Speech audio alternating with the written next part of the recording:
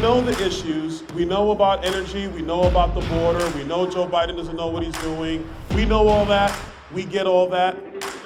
But why do this? Why do this here tonight with Legacy PAC? Because there's a whole lot of people who have the passion to save this country who need help getting off the ground. The purpose of Legacy PAC is to save America. That's our mission. That's what we really want to do because America's worth saving. I am by trade, I'm a cybersecurity engineer. Okay, so this is my first run in politics. We need more conservative Republicans standing up and fighting for the Constitution. We're an America First PAC, and we want to promote and help our up-and-coming candidates, and we're going to be holding the line for President Trump. I joined the Army at 17 years old. My first day at my first unit, which was 25th Infantry, was September 10th, 2001. So the next day was 9/11. And I spent about a total of a decade between Iraq and Afghanistan in country. So my country means everything to me.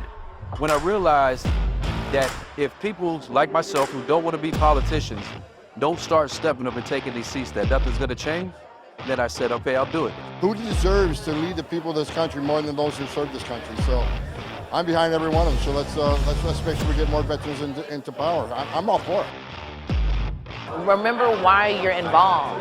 We have to make sure people remain humble and not engage in self-glorification. You are here for one reason, and that is to save the country.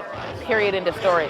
And for those candidates who are looking uphill and wondering how, keep your head down, focus on the target, and outwork everybody. And I promise you, you're not gonna lose. You're either gonna win on election night or you change the game on election night. So God bless you guys. Thank you so much, Legacy PAC. Thank you, Legacy PAC.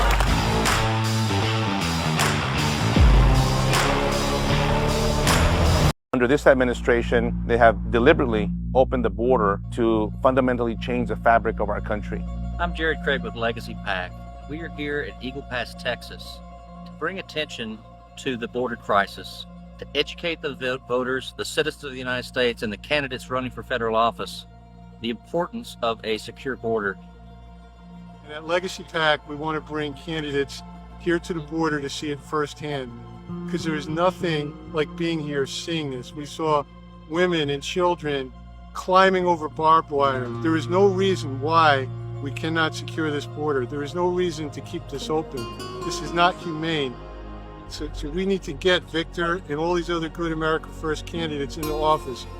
We at Legacy PAC depend on your donation and support to support these projects. We can't do it without you. So please go on to legacypac.org and show your support.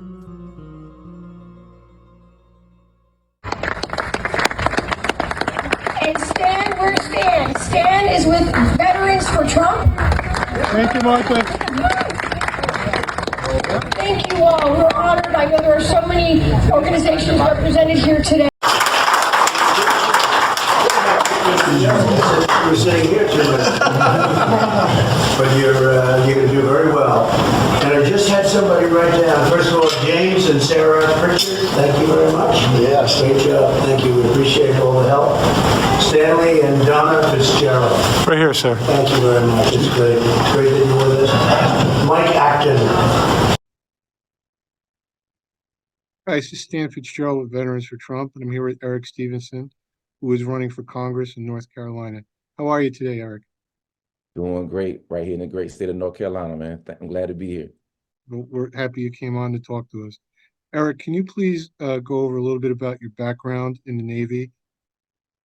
Yeah, absolutely. I served in the United States Navy for 20 years. Literally my first year in the Navy, I found myself on a deployment on the USS Peterson. We were off the coast of Iraq, and that was my first experience with war, my first deployment. You know, I know a lot of times, you know, we have sailors, soldiers, Marines, they may never actually deploy or experience those things, but as an 18-year-old, I was thrown right into the fire. I mean, and on the ship, you can't call the fire department. So, you know, I was part of the fire teams and all of the different, you know, departments, what we call battle stations and whatnot. So that was a great experience. And I've served on the Dwight D. Eisenhower, and that was a great experience. And I had an opportunity when I was stationed there to do logistics, um, pretty much 45 minutes from Saudi Arabia. So it was a civilian closed assignment where we assimilate into the culture, and our main mission was to bring people and packages from the Dwight D. Eisenhower back to the States, and packages and people from the States to the Dwight D. Eisenhower as covertly as we could. And that was a very fulfilling assignment. And Eric, and thank you for your service. And Eric, can you talk a little bit about your work in the private sector? Yeah, absolutely. So upon retiring from the Navy in 2012, me and my family, we're from North Carolina, actually. We actually stayed right here at Fort Bragg because we had a great church. And I worked for the Social Security Administration for 2 years as a contractor. And I worked in one of two places that produced the actual physical Social Security card. So, of course, you had to have a clearance for that. And I still had an active clearance from when I was in the military. And after that experience, I got hired on as a soldier advocate for the United States Army. So here I am, a Navy guy, leading an Army program. It was very fulfilling being an advocate for the soldiers, because we know the soldiers is mission first. And, there are restrictions and things that they can say and do. And as a civilian, we're able to say a little bit more.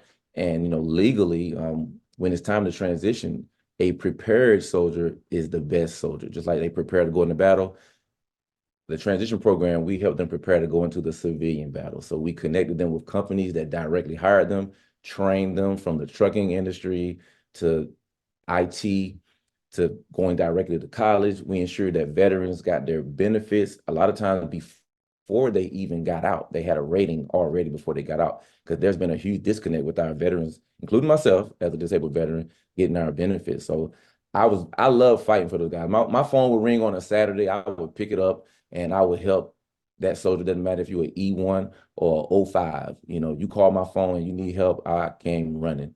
And I loved it. And especially the mental health side too. I was able to assist soldiers directly, ensuring that they got the mental health care that they needed immediately. So very fulfilling job at Fort Bragg. In my last year on Fort Bragg, right before the pandemic, I worked over at the Forces Command, and we were doing data analysis for the Army suicide, drug and alcohol, and family programs.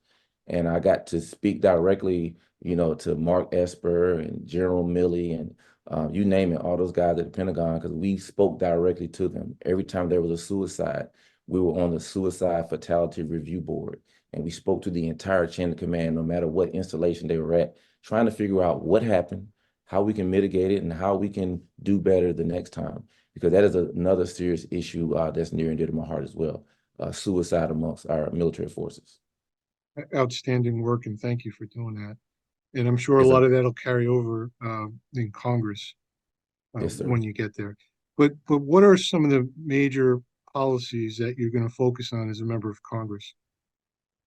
I just spoke on the veteran suicide issue. I want to be a part of the Veterans Committee, and I know no committee assignment is guaranteed, but I would lay out my case of how I believe that I should be on there, especially having direct firsthand experience on active duty and as a soldier advocate in a completely different branch. I want to see a lot of the red tape for our veterans getting benefits. It is a horrible process right now, and something could be done via Congress right now, but it's not being done. And I want to, either put forth legislation or work with individuals that want to see the process of filing for benefits. And also, there's been a lot of individuals that were kicked out of the Army for not taking the vaccine, and there were some soldiers that were vaccine injured. And I'm going to fight for those individuals, and they should be compensated for the losses that they took by being forced out, or the injuries that they're still dealing with now that at one time people act like they didn't exist. So I want to fight policy-wise for those veterans. That's one of my main things. And, securing the border is definitely, that needs to be done now. That needs to be done before I get there. But that's definitely something that is always on my mind. Why can't we do a standalone bill? What are the things that we can do now to secure the border in Congress? And that's going to be a focus of mine. But the veterans is my number one near and dear to my heart, and inflation. You know, I want to be on the economic committee because I put stuff back at the grocery store now. I'm not a rich politician. I'm not really a politician. I'm just a guy who's been married for 18 years, two beautiful daughters, 4 and 10 years old, that heard the call on my couch on October 17th. And I answered the call by entering the race, leaving the comfortable life that I have. I did it when I was 16 years old, signing up for the Navy, and I'm doing it again at 50 years old, signing up to represent our republic. And, you know, that means so much to me, our republic. And I meet people all the time and they say republic. I say, yes, we're in a republic. I remember as a kid going to school saying the Pledge of Allegiance. I think if everybody were to say the Pledge of Allegiance daily in school, everyone would know that we're in a republic. I don't know if y'all remember these old cartoons. I'm just a bill on Capitol Hill. You know, I knew what the process was as a child, how a bill gets to Capitol Hill and, you know, into the president's desk and all those things. I don't see those things anymore. And just to sidebar on that, there's a school, public school, 5 minutes down the street from my house. And I don't trust what is being taught by these liberal schools. We drive 30 minutes past that school and we have to pay money to put our kids in a private Christian school because their minds matter and the children down the street minds matter. So what can I do policy-wise to ensure that this, you know, DEI and CRT is removed from our classrooms because it's dangerous? And diversity happens organically, like myself. I've always been hired because I was the best candidate. I've always been given opportunities because the opportunity was there and I applied for it and I got it. And I'm living proof that forced diversity does not work. So yeah, I'm passionate about several things, but definitely the Veterans Committee and definitely, you know, being on the Economic Committee to work on that inflation. Eric, you mentioned leaving a comfortable lifestyle. I can't think of anybody more than Donald J. Trump, who left a comfortable lifestyle and has been attacked beyond banana republics attacks. And I saw on your Twitter feed that you endorsed the president. So can you talk a little bit about President Trump and our movement and what he's facing at this time? Absolutely. Yeah, I had to laugh about comfortable lifestyle. I compared my comfortable lifestyle to his comfortable lifestyle. He really left a comfortable lifestyle, like for real. Like, you know, I thought I was comfortable. I think his background would look a little bit different, but I mean, just at the very beginning when he ran, when I first heard him speak as a candidate, you know, I think people have always loved Trump, and I'm going to mention that how as a Black American, I never heard one bad thing about Trump until he became president. Right. You know, I'm not speaking for all Black people, but I am Black. And we, even in hip hop music, hip hop culture, his name has been in a lot of songs, and a lot of rappers, a lot of entertainers have taken pictures with him, hugged him. And, you know, he was in the movie Home Alone. Like, people always love Trump, not a problem, you know? So I voted for him. So I think that's the first thing. You know, people could say they love him, but did you vote for him? Like, you know, I have a record. I voted for him twice. And I was ecstatic seeing him in office. And I remember the first time me and my wife sat down with our accountant and did our taxes. She said, here's what you'll get now. Here's what you'll get when the Trump tax laws go into effect. It literally doubled our tax return. Yeah. I said, okay, so people can say what they want to say, opinions, but I'm going off of facts. And as a Christian conservative, it was beautiful to see Supreme Court justices put on the court that have conservative values. Young, you know, right. Young, they're going to be there for a long time. That's powerful when a man can do that. Why didn't he put liberals on the court? He knew exactly what he was doing by choosing conservative judges on the highest court in the nation. And that matters. I mean, we can clearly see what happened with Roe versus Wade. He got kicked back down to the state level.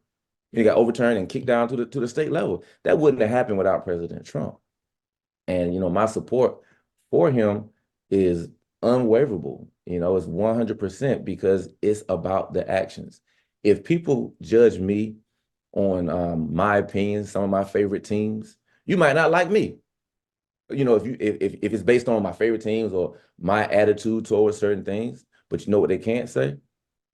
Eric gets the job done. When it's time to put his name on the line, he gets it done. And Trump is the same way. He gets the job done. Like I spoke on the taxes, on the Supreme Court, and even on like prison reform. I love the things that he did with reviewing some cases, and there were African Americans that got released from prison because of President Trump, but nobody talks about those things.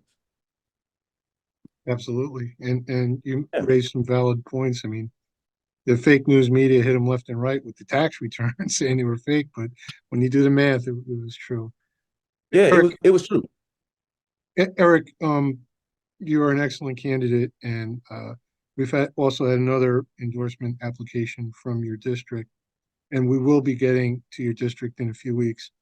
But in the meantime, can you tell people across the country how to find you online, your social media, and your website? Absolutely. You can find me on Facebook, Eric Stevenson for Congress, and that's Stevenson with a V, Eric Stevenson for Congress. And the same thing with my website is ericstevensonforcongress.com.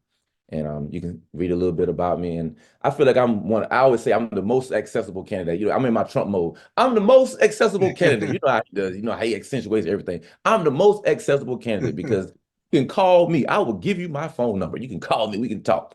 You know, and I mean that because I literally drove an hour and a half to speak with one person, a constituent in our republic, and that one person was worth my time. There you go. Well, Eric, Yeah. thank you for your time, and we'll be talking again to you soon in a few weeks. Thank you very much, sir. Thank you, sir. You're welcome.